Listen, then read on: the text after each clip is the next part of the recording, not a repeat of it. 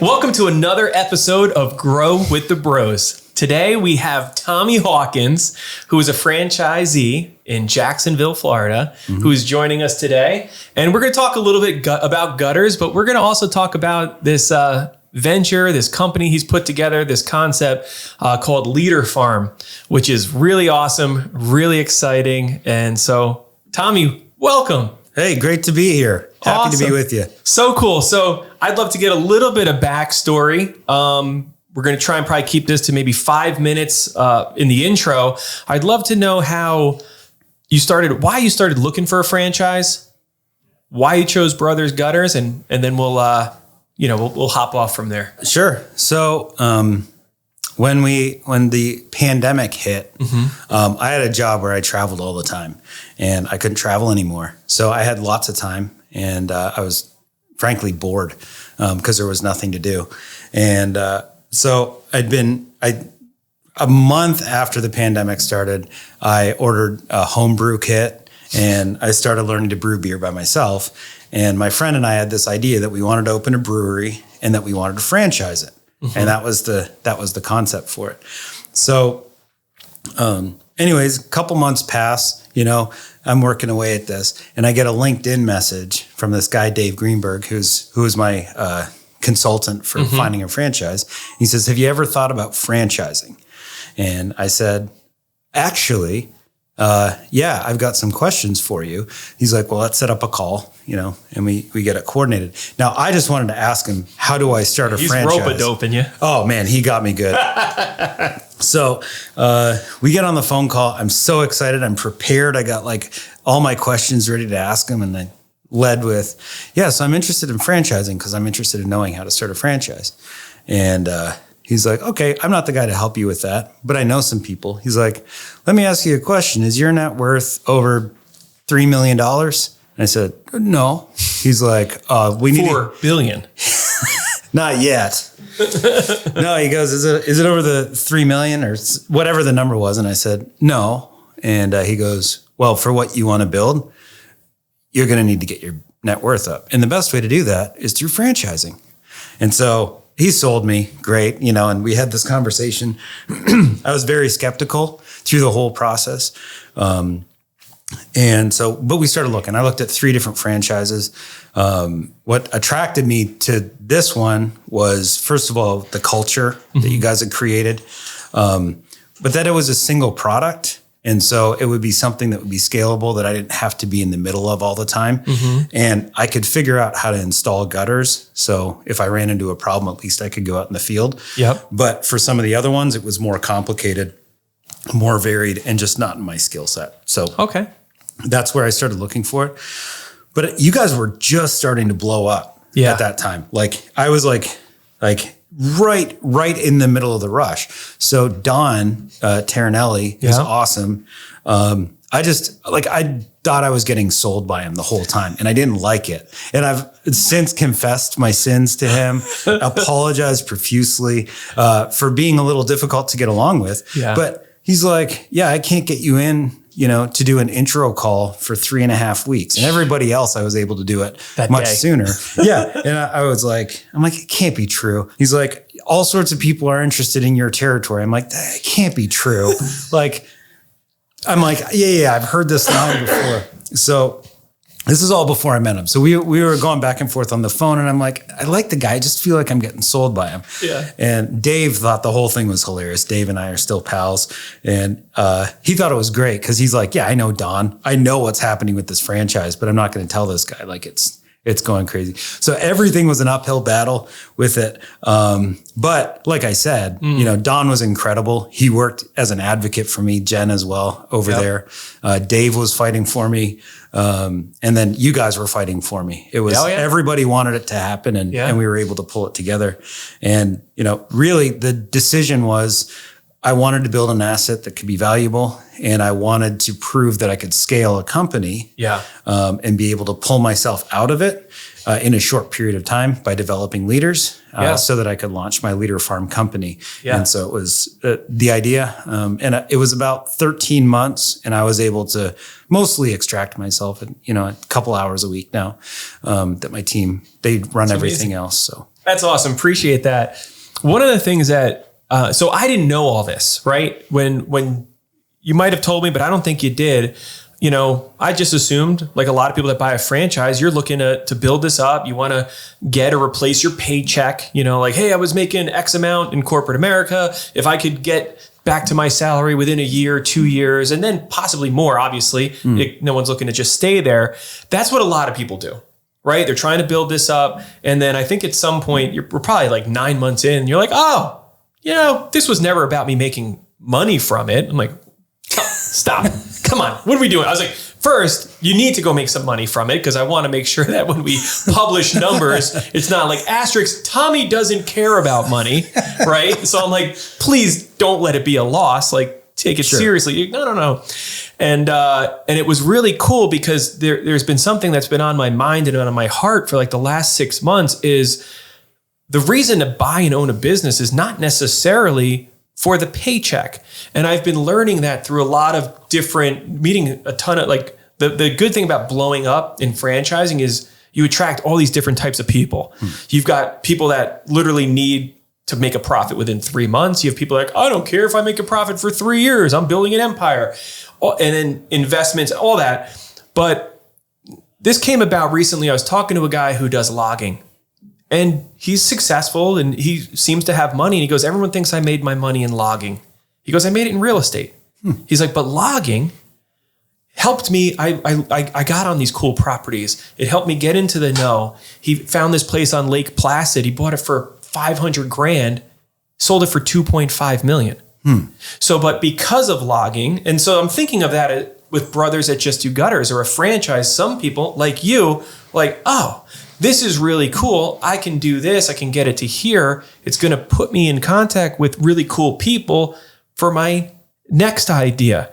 And while I'm sure you don't want to lose money, when you said it wasn't your number one goal, it was like, okay, tell me more. So I'm really curious. And that's like something I'm kind of actually hoping to be able to bring to possibly our conference and said, like, what's the other upside? Like a lot of franchisees, they buy a building, they rent it back to themselves, they sublet it.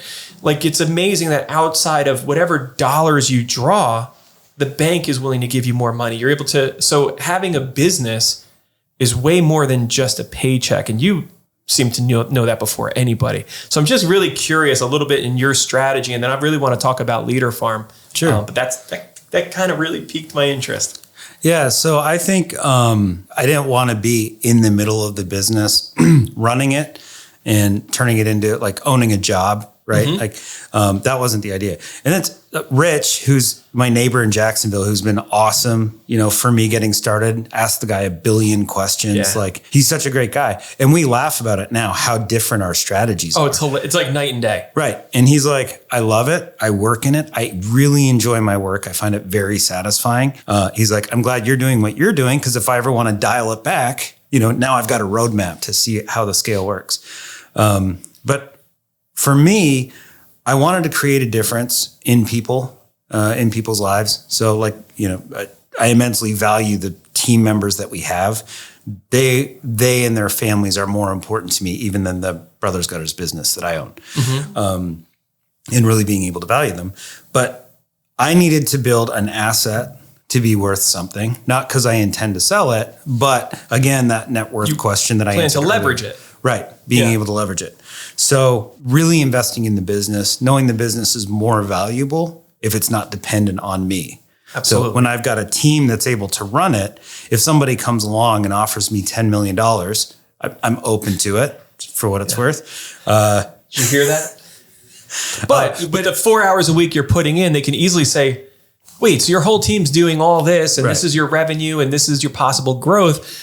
They can act, it's not like, well, if Tommy's out, they're all going to scatter. Right. They're like, they would have already. Right. Exactly. That's awesome.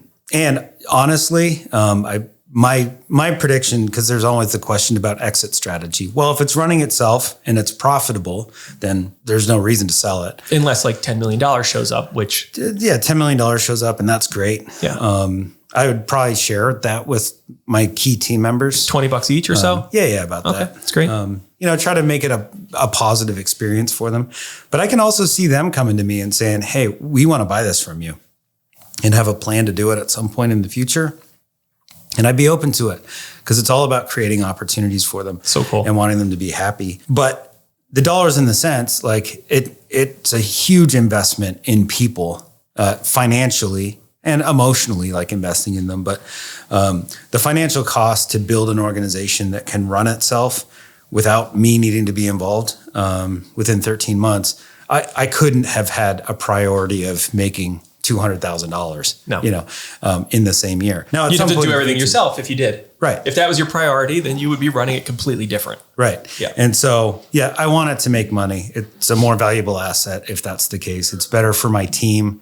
If we're profitable and we can continue to grow and get cooler stuff and better tools and stuff for them. So all that's good. And I definitely the objective is to make money. It's a business. I just couldn't prioritize it. I needed to prioritize on really creating this opportunity for change, and creating an experience that's different. There was an article that came out a couple months ago that was talking about the 4-day work week experiment they're doing in England. Mm-hmm. And it was hilarious because my guys are on a 4-day work week, basically. We keep Friday in case it rains, one day so that we can catch up on work or if jobs happen to run over. But if everything's done Monday through Thursday, they get paid for the whole week and they get a 3-day weekend. And it works really well. It's awesome. And it stays balanced. That's not a common thing to have in the construction industry. So no.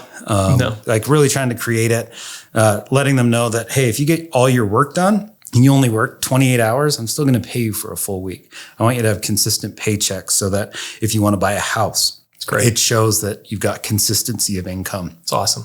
You're able to get there. So, just all that sort of stuff. That was expensive in the beginning, by the way.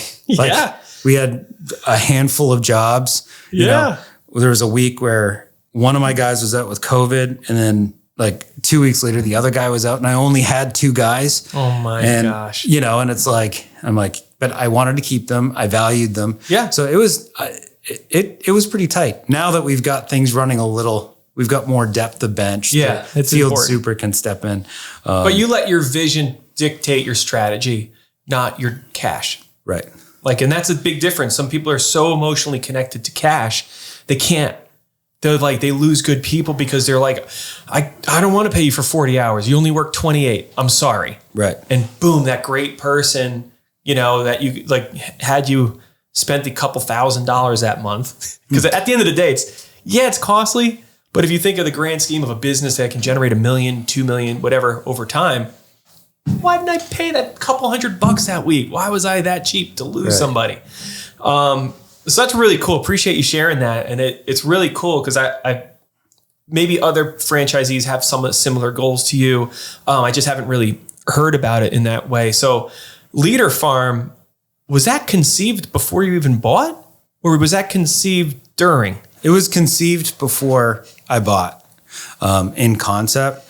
It really started to get developed through my experience of being a leader. When I had the idea for Leader Farm. So tell us, what is Leader Farm? It's basically, it's a community and a network of anyone that wants to be a leader or anyone that is a leader, to be able to grow and develop, find mentors, create paths for either consulting work, speaking engagements, any sort of thing like that, getting experience. So for young leaders to give them an opportunity to be able to speak somewhere, to get up in front of people and have good people sort of coaching them. So the idea is it's a network to cultivate leadership.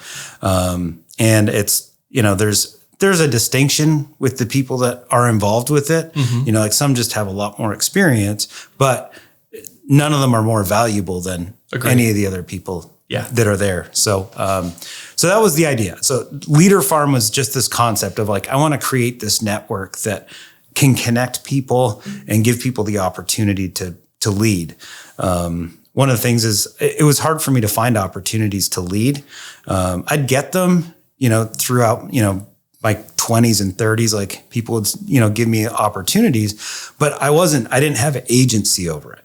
So there was a ceiling or there was a rope for how far I was able to go in leading and developing people. Mm-hmm. So I'd had this idea of what I wanted to create with Leader Farm. And one of the important things with starting my franchise was I had to put some of the stuff into practice. I had to have the ability to lead and develop people. So I call my team the guinea pigs, and, I get to experiment with them. But it was really just a couple months after we opened that I had the idea for LUCKEES, which is leaders of unusual capacity, knowledge, energy, effort, and skill. And with that, that's really that was the seed that got planted that really started to bloom the farm. And so it just started at that point. And I started calling people and saying, hey, would you want to be a part of this? So you and Ken, were one of the first ones, bouncing ideas off of you. Kevin over there, he's been a part of it. Brandon and Mario from the Brothers Gutters, I have every other week, we've got a call that we get on and we talk through stuff, just in the development of it. And, outside of the organization, there's, Kurt and Matt Purvis and, so cool. All these different folks, which is awesome. So, but it was really to be able to say, okay, can we start to get this thing to get legs, and can we start to be able to develop it? And Ken was one of my favorite things is when I told him about the LUCKEES, he just started dying laughing. I'm on the phone with him, and I was like, oh, is it a bad idea, Ken? He's like, no, it's just always luck when you're successful, right? He's like, I understand why you're doing the play on there. And that's right. You create your own luck when you increase your capacity, knowledge. We didn't make this up, but it's people look at us now. And I'm like, it only takes 20 years to become an overnight success. Right. Yeah, exactly. We're super lucky. Yeah. So that was it. That was just the impetus for it. We've had another one that we came up with was ARC. So that leaders should be approachable, reproachable, and coachable. Yep. And that came because one of my guys came to me and said, hey, nobody likes calling you because you're grumpy on the phone. You're killing the culture that you work so hard to build. You're not being an effective leader. And I just start smiling as he's saying this to me. This is I was so grateful that it was Josiah and that he was so transparent with me. And I realized the way that I was coming to the table was not I was stressed out. I was under a lot of pressure. And so being able to do this, and I just started smiling. And so I come back to him 2 days later and say, Josiah, I'm committing to being approachable, reproachable, and coachable. And it's called ARC. And he literally looks at me and goes, we don't need an acronym. We need you to change. So do it. Yeah. So I love it. And he was very skeptical of it, right? Because I took it to heart. He was right on point. Most of the guys that are on my team that have not been with us, that joined the team after that conversation happened, none of them have ever heard me answer the phone any other way other than, hey, it's a great day. Great to hear from you. And I'm like, and we joke in the meetings. I'm like, Josiah and Kyle and old Alex, Tommy versus new Tommy. They remember. And it wasn't all the time. It was just, No, I hear you. The first summer, of course, it was getting crazy and, I was losing my mind and pulling my hair out. But that it was coming to them. So then using, again, the same environment as the sort of catalyst to create ideas of Leader Farm. It's great. So one of the things that really impresses me about you is, and I think you've already hinted on it, is no matter how much success somebody has or doesn't have, they're no more valuable. And I have seen that in the way you treat people so clear. And what I think is so crazy and impressive is no matter what. So if we go to an event and somebody gets up there and they speak and they're written books or starred in movies, it automatically you just put them in a different league. I do. In my head, it's like, oh my gosh, that person, and that's amazing. And they're like, hey, do you want to go meet him? I'm like, nah, not you. So literally we have this guy, Charles Scott, who has done amazing accomplishments. He's ran across America. He's, all these things. We get him to speak at our conference. And Tommy's like, oh, let me just go get his number and let's see if he wants to be part of Leader Farm. No hesitation, no nothing.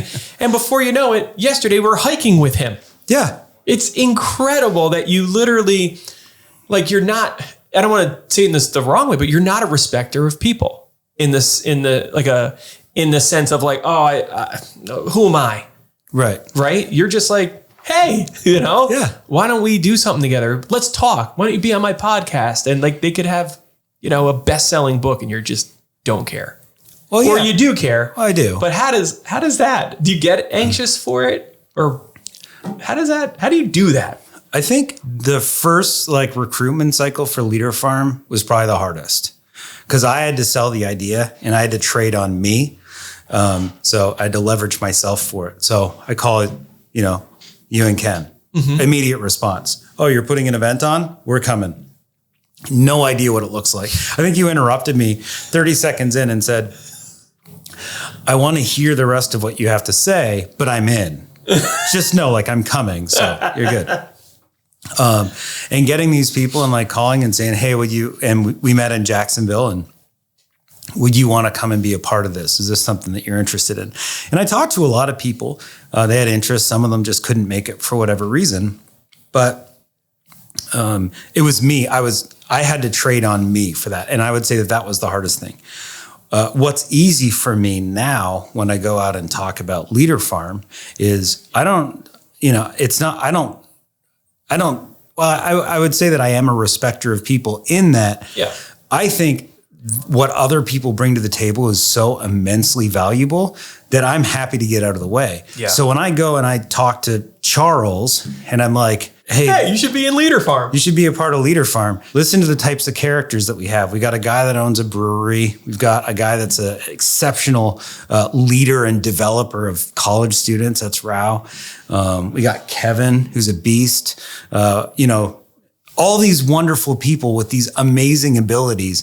And to be able to say, hey, this is look how great these people are. You would love to be a part of a conversation with them. And to me, that's what I love about it. Leader Farm recruiting now is fun because I got this core group of people that have said, I believe in what we're doing here and that it's meaningful and valuable.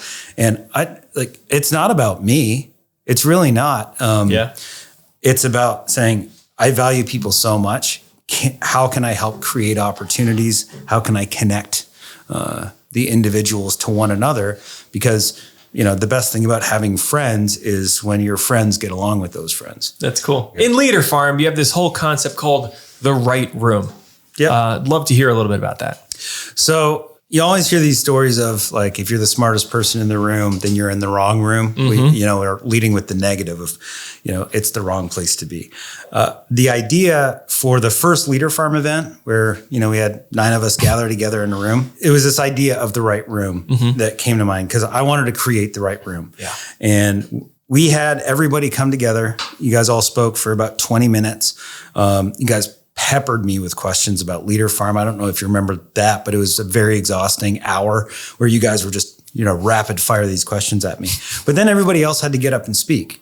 And the thing that was awesome was watching 9 guys that really didn't know each other. We'd had dinner one night before together, really get to know one another at a deep level. Almost instantly vulnerable. It was strange. Yeah. Normally it takes time. Right. Yeah. And being able to collapse that into a very small amount of time and everyone became friends. Mm-hmm. Everybody gets along out of there. I'm sure you're all looking forward to it. The hike we did yesterday with Charles, that was a very similar experience, right? That was awesome. That was different. I'm blown away by what that was. It was way it wasn't an intense hike, but it was an intense conversation. And there was a lot of depth that was going on. He brought so much value. But we created the right room on that mountain as well. Yeah. Where people could open up and have, just good, meaningful conversation. Mm-hmm. And I didn't know that that's how it was going to all wind up, but you're all top caliber people. So that doesn't surprise me. And so what we're working on now, and Kevin and I have been working on this concept is, well, what if the right room is, just it can be localized, it can be something where, anybody can create the right room and just having a handful of people. And I think what it is that you're not there because you're the founder of Brothers Gutters. No, that's not the reason. It's a great part of your story and who you are, but you have so much character. You know, you're so valuable as a person. The way that you think about people, the way you talk, the way people talk about you that say, you know, Mario joined the team of Brothers Gutters because he's been waiting for the day that you're not in a good mood. I should do that to him one day. Just come in there and give just him throw closure. Stuff. Oh yeah.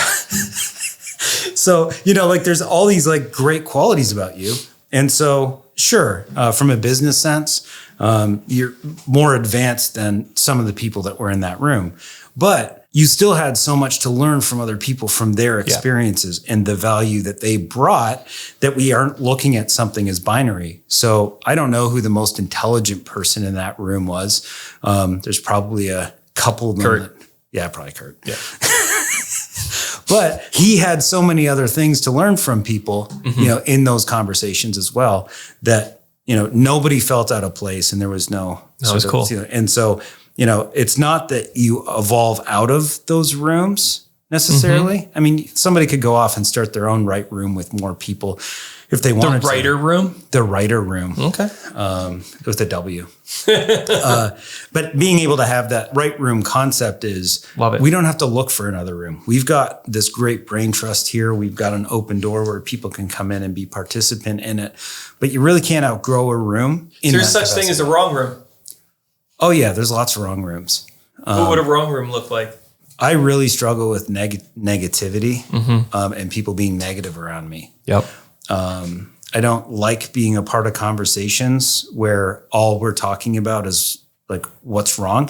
It's not that people don't have the right to vent. It's not that I won't, you know, be empathetic to a situation. Something's not going right. Sure, I want to hear about it, but I don't want to hear about it for you know, hours at a time. I have a great example. One of my guys called me, and they said, you know, they were having a really rough day, and they were, you know, complaining about what's going on. And I always give people like, you know, as much runway as they need for it, so they could talk for 20 minutes, and I don't say anything. Wow, and I just go, and then I say, okay, is there anything else? And then if there's more, then sure, they can keep going. Usually people like burn themselves out with it. And then I'll ask, you know, okay, so do we have a solution here, or do you need some help coming up with something? I'm happy to help. So this particular instance, we go through, we talk about it, we talk about how to resolve it. And then he goes right back into the negative stuff that we'd already talked about. And I said, we've already had this discussion. And he goes, yeah, but I want to keep complaining, you know, and he knew he was being kind of ridiculous in this moment. And he's like, but I kind of want to keep complaining. And I said, okay, that sounds good. What I'm going to do is I'm going to take my phone and put it in my pocket. And I'm going to turn the volume down. And you just talk into the phone for as long as you like. But when the call is done, just hang up, because I'm not listening to this again. Did he just take you up on it, or you said, all right, I'm done? He just like started laughing. And That's great. He's like, no, you're right. But yeah. So here's the wrong room. If people are constantly looking at the negative side, what's wrong with an idea, not being able to see the possibility in it. I don't want people to be, overly optimistic and not think of any consequence, but I expect people to be like rational thinkers, that they can measure it. It's okay, but what are we talking about here? Do we need to cut the idea down right away? So to me, the wrong room is, if you're in a group of people where everyone's complaining all the time, it's about, hey, this is how awful and difficult my situation is. And that is the content of the room. We get together to whine about things or complain about things. Yeah. I can't be there. Yeah. And I don't tolerate it with anyone. I want to listen to people. I want to hear their hardship. It's valuable to do that and to be a support for them. But, if you show up every Friday, we go out for coffee, Friday afternoons, and every day you tell me about how much of a pain in the neck Kevin is. He'll be my example. And I'm like, yeah, why do you work for Kevin, Ryan? you've got time to make a change. I don't want to spend the next 18 months having coffee with you on Fridays when all you're doing is complaining about Kevin. There's nothing to complain about Kevin, which is why he's a good example. No, there is. Like, he's so good at stuff. It's so annoying. True. So in that same vein, so that's a high level, like right room, wrong room that we have there. Does that make sense? Yeah. Like you said, if you're the smartest person in the room, you're probably in the wrong room. If all of a sudden, like, all the questions are like, well, hey, Ryan, you've done that before. It's like, no, it's a peer group. Like, It's not like, what do you do? Like, so if you start feeling like you're maybe the number one resource, maybe it's time to get out. Yeah. Or so. Well, and I think that's part of it, right? That's why, as this is structured, where it's the value of the individual and wanting to develop as leaders. Yes. Right? Like, that's the objective, but it's a moving target. Yeah, it is. So, like, I think BNI is tremendous, and Vistage is, you've said to me that I probably need to be a part of that at some point in the future, because it would be great. And so, there's these different organizations that exist, and they have this function and this purpose that is like, there's a ceiling to it. In reality, it's just there. Yeah. And frankly, like with BNI, it's better for you to leave that room and create a seat for your team members to be a part of that. Absolutely. And so, and so I've got a ton of respect for. No, and I think it is. It's about riding it out. Don't quit. Don't not get the value. But there was a book called The Science of Getting Rich, really cool book. And it says, always give more in value than you receive in cash. And I've always internalized that. It's like, so if I pay to be part of an organization, I still will give. You paid to be in Brothers Gutters, right? But you're like, yeah, Ryan, I'll run a webinar. Sure, I'll validate. Like, so you, even though I'm not saying, you're not saying, hey, and by the way, how much you're going to give me? It's like, no, even though you paid to be part of an organization, you're willing to give back in value. And I think if you're listening to this and you're wondering if you're in the right room, or, if you're just taking, like, get out of all the rooms. Sure. There's just people that take, they're like, oh, that wasn't good. Or they don't participate. It's like, no, like, give. Like, and that's, I think, what's really cool about Leader Farm is you're facilitating this really cool environment for people that have all different skills and interests and businesses. We're giving, but then when we sit down and the next person gives, we receive. Right. And I believe that is the key. And I think that's one of the keys that you've facilitated is Charles Scott was not holding back. He gets paid to do consulting. I know. He could have easily said, hey, Ryan, I love that question. Why don't we talk this week? He just freely gave, right? And I think that is one of the biggest qualities I've seen in most lucky leaders and all that. They just give. Part of the reason that I think it works, and that the right room, like to Leader Farm, there's not a right and wrong room. You wouldn't necessarily evolve out of the room. I can't see that. You could sit in any of the rooms. If you're in Colorado and you want to sit in, Kurt's right room meeting because you happen to be in town that day, you drop in, you fit in, and everything's great. But part of the reason is so the definition of a leader, or what are the three functions? And I've talked about this quite a bit. It's they need to be able to make decisions. Yeah. You don't have to make all the decisions. But there's decisions that if you're in a leadership position, you have a responsibility to make. You can't pass it off on somebody else. So making decisions is critical, and and being good at that. Then the next function is to increase capacity. And this is why I think that, you can't really evolve out of these rooms. And the reason is that as leaders, we're increasing capacity for ourselves. So how can we do our things more efficiently? How can we replace ourselves? Yeah. Right. All these conversations. But then for the people that I lead, right, for my team, how can I increase capacity for them? How can I clear some runway for them to let them thrive? And then also for the people that lead me, how can I help to increase capacity for them? So one of the things we talked about yesterday was the things that you want to do and that you don't want to do in consulting with people, right? And and doing speaking engagements. And you've got some parameters, and I know you're working on whittling down that list. One of the ways that I can help increase your capacity to be, more efficient at that is say, well, there's things Leader Farm can take on for you, Ryan, that you don't need to worry about. You don't need to spend your time doing these things, right? Yeah. So, but it's going, up and down and across that we want to increase capacity. Yeah. And that's a huge thing for leaders, but you could do that in any position. Like if I get an entry level position at Brothers Gutters, I don't know, what that would be, but, probably like president. Executive vice president. Yeah. That's higher, right? Executive to the vice president. Yeah, there you go.